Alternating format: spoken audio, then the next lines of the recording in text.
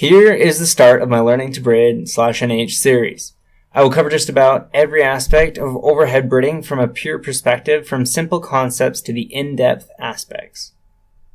This first guide is limited to beginners who know basically nothing about bridding and will cover the basic prerequisites to get you started. In this guide, I will cover learning the mouse and keyboard, account builds, and gear setups. You can click on either section on the screen to skip ahead to each section. An essential part of learning to brid is developing the muscle memory for mouse movement so that you can flick the mouse cursor to change purse quickly, switch gear without dragging it, and clicking on a moving opponent.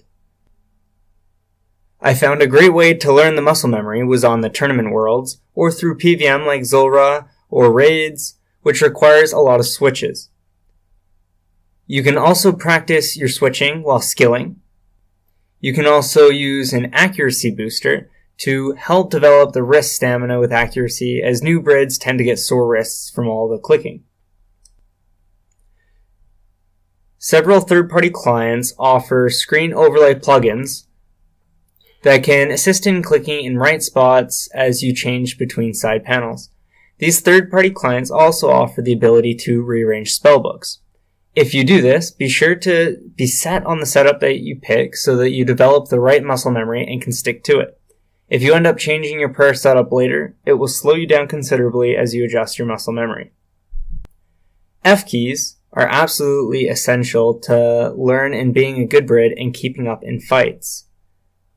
It may slow you down considerably while you get used to it, but you will learn it quickly. I suggest finding a friend to fight in Clan Wars for practice. It will be a bit cheaper than continually dying to people at Edgeville until you get the hang of it. Either way, be prepared to put a bit of money into using the supplies to learning how to brid. There are generally 3 ranges of pure combat brackets for bridding. The first one is amidst about level 60 to 75. These are generally known as baby pures. This bracket has lower stats, and as a result, there are many newer brids in this bracket because the more experienced ones favor the higher brackets. Some examples of this combat bracket start with maybe the 60 combat Mauler, which has 50 attack for the Granite Maul, 70 strength, 64 HP, 80 range and mage, and 45 prayer. Another example would be, say, 68 combat for a DDS brid, which has 60 attack, 70 strength, maybe 78 HP, and 89 range and mage with 45 prayer. Another being 71 combat, also a Mauler, has 50 attack, 89 strength, 94 range and mage, and 45 prayer. Another couple examples would be 75 combat with 60 attack, 89 strength, 89 HP, and 99 range and mage with 45 prayer. You could also go a different route with a Toxic Staff of the Dead for a 75 combat with 75 attack and 74 strength.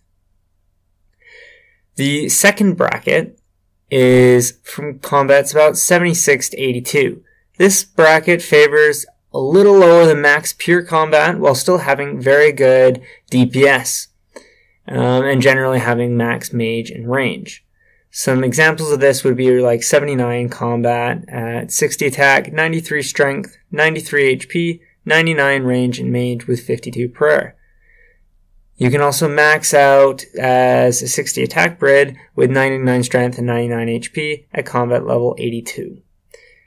The last bracket is combat 87 or 88, and this bracket is almost always max 75 attack, 99 strength pures, with max mage and range as well. Here I will cover a few of the most common setups, as well as what +1 items are useful in fights. For the hood, top, and bottoms, generally you will see people using 3 types of robes: ghostly robes, Zami robes, and god robes. Out of these 3, I highly recommend ghostly robes. They have the best offensive bonuses and are untradeable, so you can pick them up after you die. These require the Curse of the Empty Lord mini-quest. The Castle Wars Halo is a great item to get for defensive bonuses in a fight.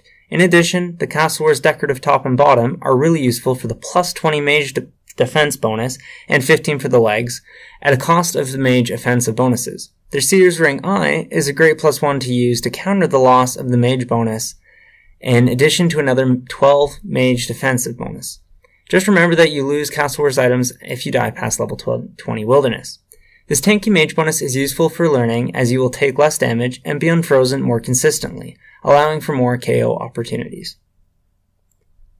God Capes are an absolute must for Bridding. The bonuses it gives are substantial.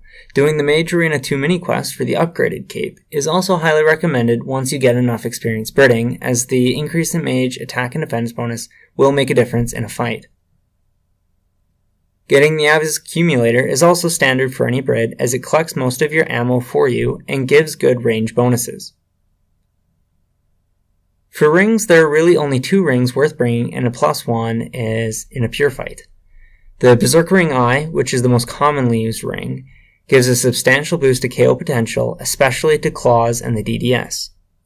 The other ring is the Seer's Ring Eye, which is very handy for its mage bonuses, as it makes your opponent splash on you a lot more, as well as giving you a lot more accuracy.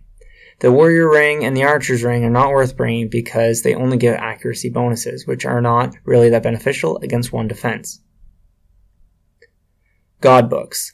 These God Books are really useful in fights because they're untradeable and do not cost very much to use. Shields are generally not used because of their negative mage bonuses.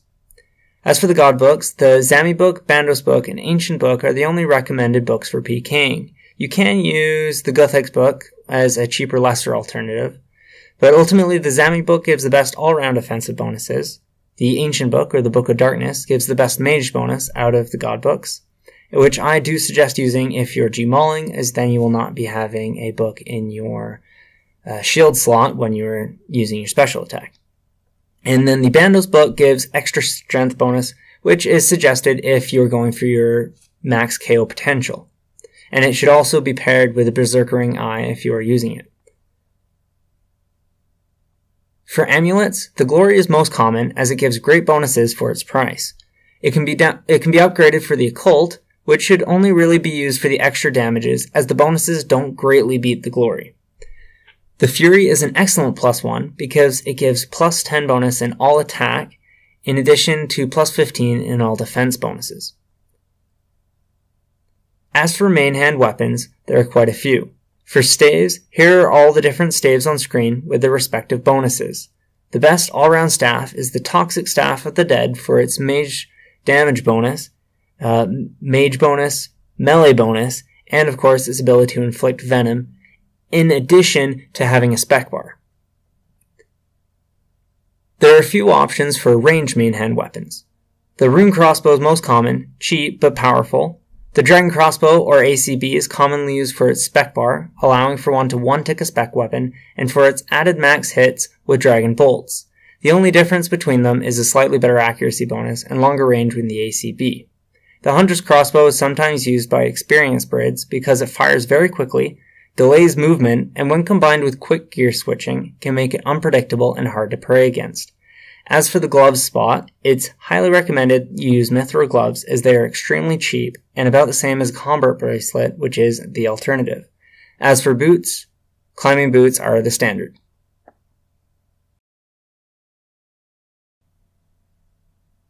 That's it for this guide. I hope it was helpful in getting you prepped to begin learning how to Brid. Stay tuned for my future guides, which will cover everything involved in the strategy of Bridding.